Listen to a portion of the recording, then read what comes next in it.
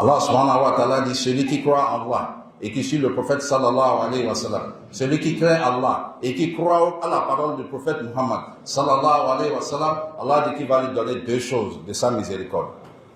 Une lumière avec laquelle il va marcher.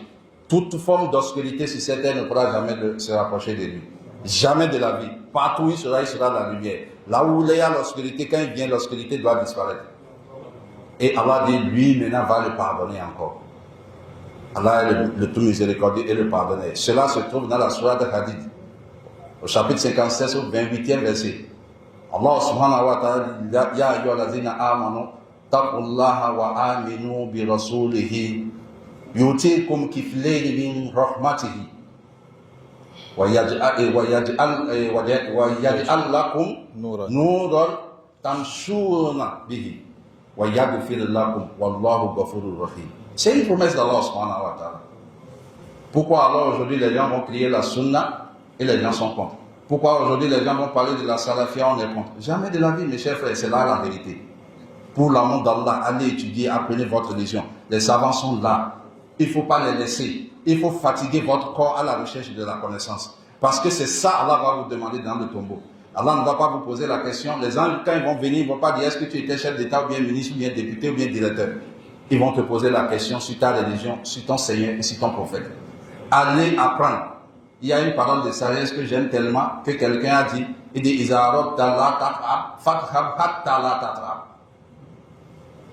Izarab, si tu ne veux pas te fatiguer, fatigue-toi jusqu'à ce que tu ne te fatigues pas. Fatigue-toi dans ce bas monde pour que là-bas tu puisses te reposer. Sinon les gens vont commencer par venir te voir pour dire Ma salaka bisaka. Qu'est-ce qui t'a mis là-bas? Les gens du paradis vont dire, mais on a tout fait ici ensemble, qu'est-ce qui s'est passé? Si tu ne veux pas qu'on te pose ces questions-là, mon frère, Wallah, reviens sur le tawhid et la sunna. Fais ton bilan avec ton Seigneur sur le lien qui vous y lie. Voilà un peu comment aujourd'hui les gens salient le nom de l'Arabie Saoudite. Et ceux qui les salient, voilà eux. Aujourd'hui dans la religion, il y a tout. Celui-là, je suis Tidjania, je suis Cordiria. Tu es Tidjania, le jour de la résurrection, tu vas t'allier derrière Ahmed Tidjani. Tu es Ahmadiyya, tu vas t'allier devant Ahmed Goulam. Tu es Tablighi, tu vas t'allier devant Mohamed Ilyas. Si tu es Ikhwan, tu vas t'allier derrière qui? Hassan Banna. Aujourd'hui, maintenant, on a un autre ici qu'on appelle les Karkari. Ils sont déjà arrivés ici. Ils sont déjà arrivés au Bénin, les Karkari. Ceux qui portent plusieurs couleurs là. Ils sont là, ils sont là. Ils sont déjà là. Karkari? Ils sont là. Si vous dépassez quand vous allez voir, ils ont construit même des châteaux et des écoles. Ils sont en train de travailler vers là-bas. Grave, ils sont déjà là. Les Karkari, ceux qui portent des couleurs, beaucoup de couleurs, ils dansent comme c'est pas bon, c'est des acrobates. Au nom de... Vous voyez des gens avec des barbes blancs, ils font acrobatie seulement. Lui, ça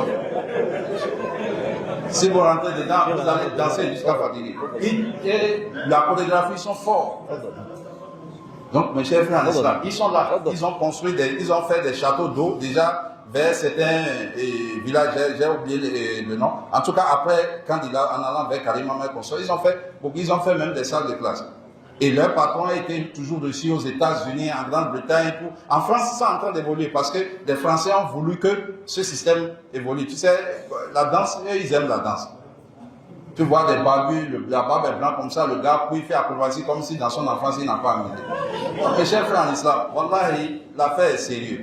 L'affaire est sérieuse. Et tout cela, c'est le désordre que les gens veulent que ça rentre dans l'islam, ça. Si vous les voyez, ils portent plusieurs couleurs. Et ils disent qu'ils sont universels. Ça dit plusieurs couleurs chez eux, c'est que c'est un groupe qui accepte toutes les couleurs. C'est pourquoi ils portent le jaune, le blanc, le noir, le rouge, toutes les couleurs. C'est comme ça leur habit est. Wallah, qu'Allah nous éloigne de ceux-là et nous protège contre ceux-là, nous et nos familles et nos enfants. Wallah, mes chers frères en islam, wallahi, l'affaire est sérieuse. Marchez selon le Coran et la Sunna. Le Coran n'est pas descendu sur mon père ni sur ton papa. Le Coran est descendu sur le prophète Muhammad sallallahu alayhi wa sallam. La logique même, la tête même veut que nous suivons ce que le prophète a dit. Le prophète a dit prier comme vous m'avez dit, prier. Parce que c'est à lui on a confié ça, ce n'est pas à toi. Ce n'est pas à Mohamed Elias, ce n'est pas à Sanbana, c'est à personne. C'est le prophète Muhammad sallallahu alayhi wa sallam. Donc nous devions faire un effort de faire quoi? D'apprendre la religion auprès de ceux qui vont nous amener vers le prophète sallallahu alayhi wa sallam. Parce que les savants nous disent aujourd'hui, si tu veux voir l'assise des prophètes, va voir l'assise des gens de la sunna, des savants de la sunna.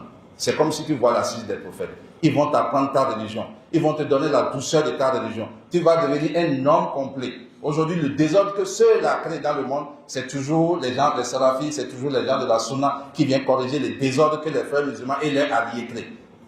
L'affaire est grave. Vous les voyez aujourd'hui, ils gardent des mallettes, ils se promettent, on ne sait pas ce qu'il y a dedans, comme les témoins de Jéhovah dans les chrétiens.